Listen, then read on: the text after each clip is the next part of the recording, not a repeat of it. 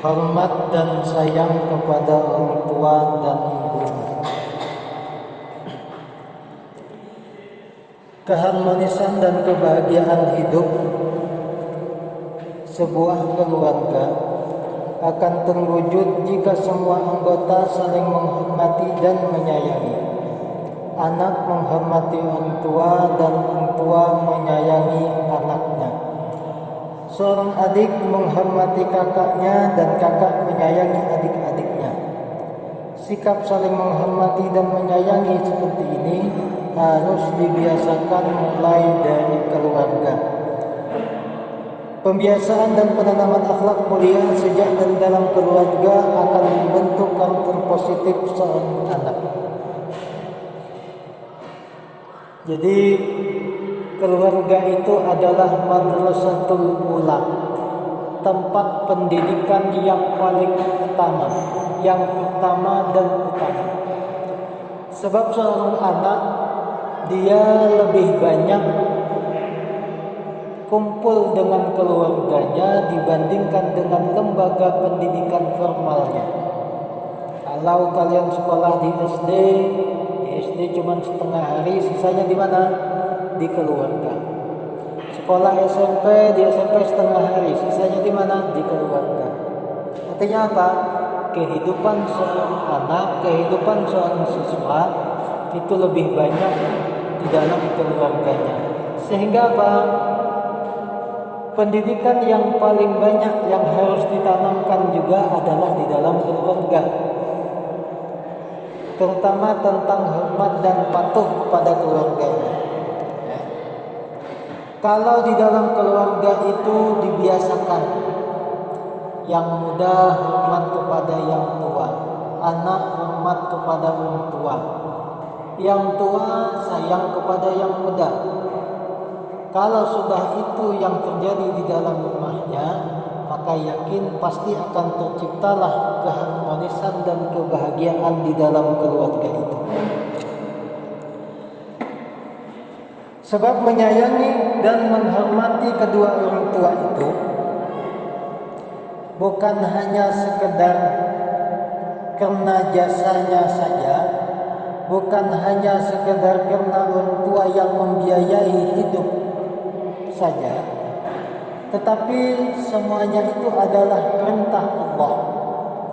Wajib hukumnya seorang anak itu hormat dan patuh kepada orang tua.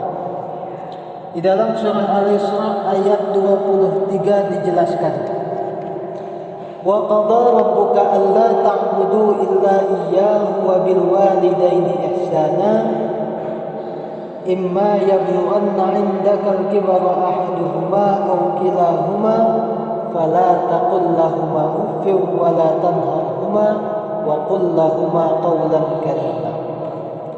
Dan Tuhanmu telah memerintahkan agar kamu jangan menyembah selain Allah, selain Dia, dan hendaklah berbuat baik kepada ibu bapa. Jika salah seorang di antara keduanya atau keduanya sampai berusia lanjut dalam pemeliharaanmu, maka jangan sekali-kali engkau mengatakan kepada keduanya dengan perkataan ah. Jangan engkau membentak keduanya. Tetapi bagaimana? Ucapkanlah kepada keduanya dengan perkataan yang baik.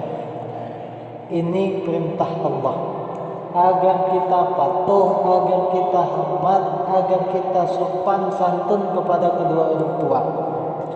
Bahkan mengatakan mengatakan ah, ya, itu saja tidak boleh.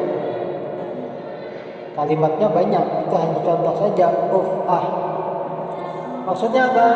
Mengatakan sesuatu yang sekiranya tidak senang, tidak setuju, apalagi menyakiti atau mengeluarkan kata-kata yang tidak sepantasnya dikatakan oleh seorang anak kepada orang tuanya. Jadi Allah sendiri yang memerintahkan kepada anak, kepada kita untuk selalu patuh dan hormat kepada kedua orang tua.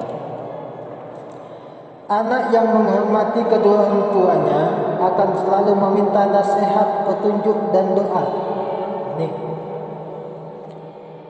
Kalau sudah anak itu patuh, sudah anak itu hormat, biasanya pasti orang tua itu akan selalu memberikan masukan dan nasihat kepada anaknya.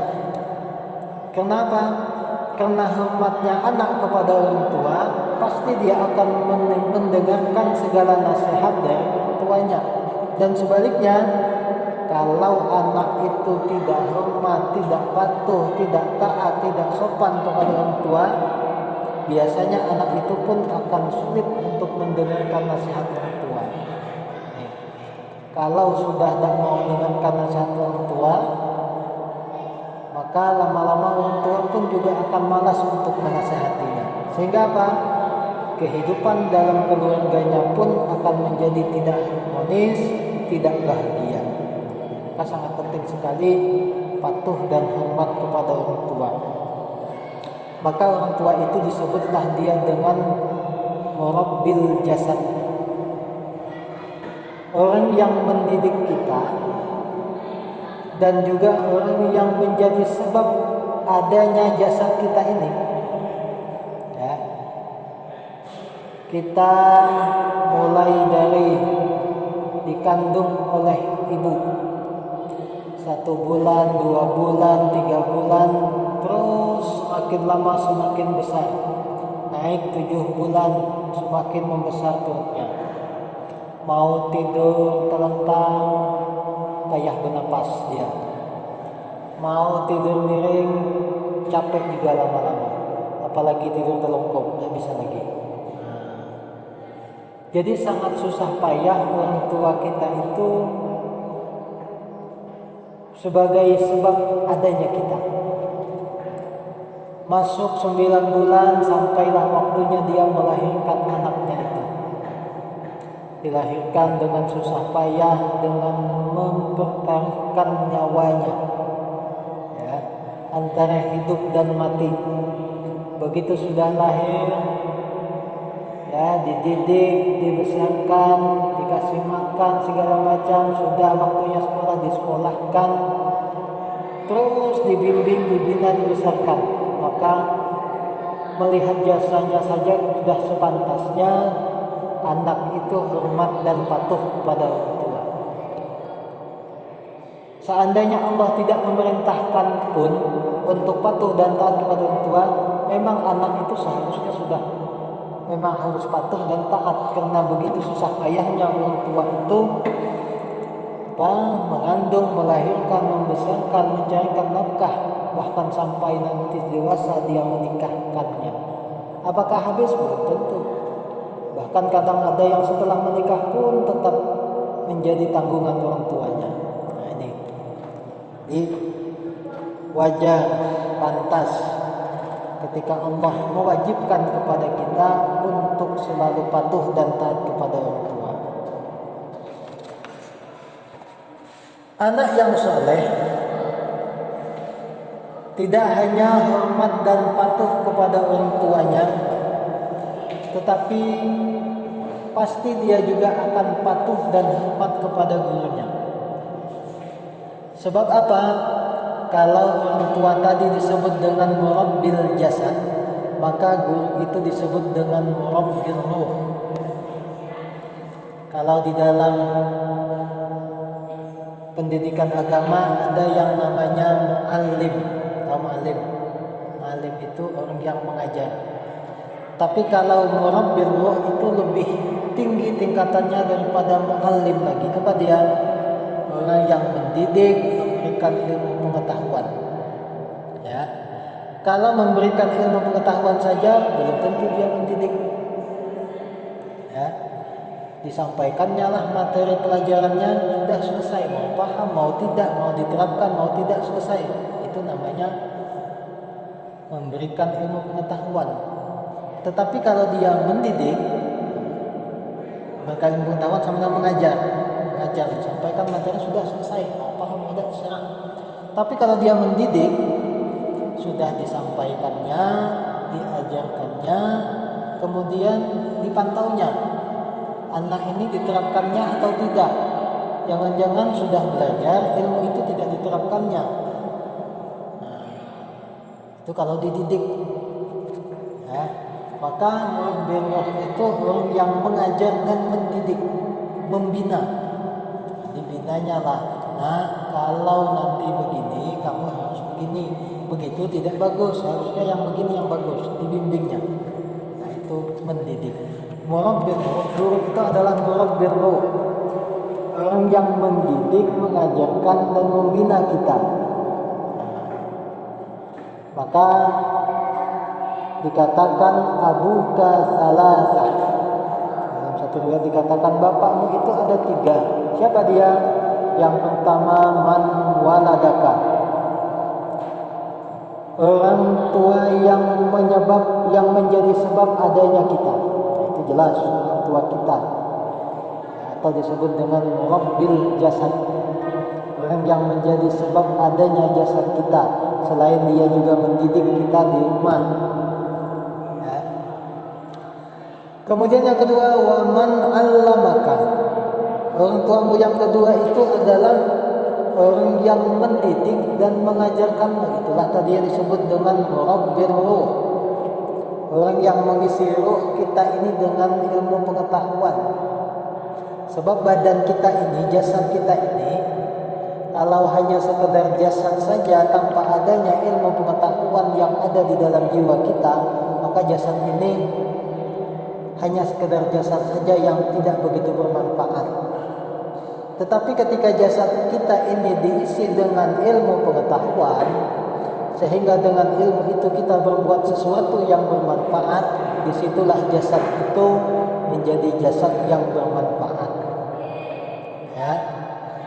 Maka penting sekali murabbil jasad itu jelas orang tua kita, tetapi juga penting murabbil ruh, orang yang mengisi ruh kita, jiwa kita dengan ilmu pengetahuan. Dan yang ketiga, wa man zawwajaka binta, orang tua yang ketiga itu adalah orang yang mengawinkan anaknya denganmu. Siapa dia? Mertua. Besok kalau sudah dewasa punya mertua, mertua itu juga orang tua, harus patuh, hormat, dan tentunya selagi tidak dalam hal yang mengandung maksiat atau hal yang tidak sesuai dengan ajaran agama. Ya, walaupun orang tua yang nyuruh, walaupun guru yang nyuruh, kalau itu tidak baik, itu tidak wajib kita patuh, kita hormat, kita laksanakan. Tetapi selagi itu hal yang baik, maka wajib kita untuk patuh dan taat kepada mereka. Ya. Maka murabbil ruh dan murabbil jasad, kedua-duanya itu harus kita patuh dan taat kepada keduanya. Di dalam surah Luqman ayat 14 dijelaskan, wa wassaynal insana biwalidayhi hamalathu ummuhu wahnan ala wahnin wa fisaluhu fi 'amaini an ishkur li wa liwalidayka ilayyal masir.